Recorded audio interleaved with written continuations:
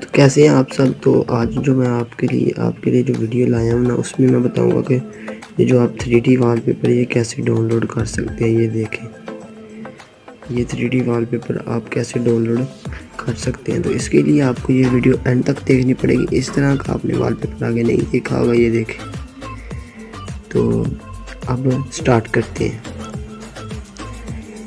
तो उसके लिए सबसे पहले आपको मैं डिस्क्रिप्शन में जो लिंक दे दूँगा उससे देखिए,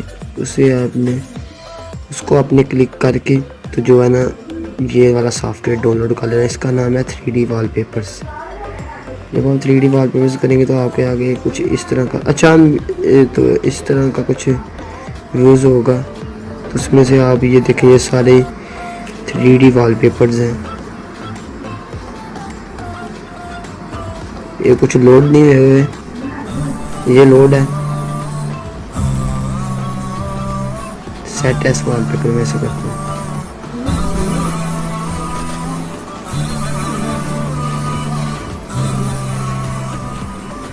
ये देख सकते हैं आप। वैसे आप कोई भी थीम जो भी वॉलपेपर आप सेट कर सकते हैं, और ये बहुत ही अच्छी तरीका है। और इससे पहले ये मेरे ख्याल में किसी ने भी नहीं की होगी।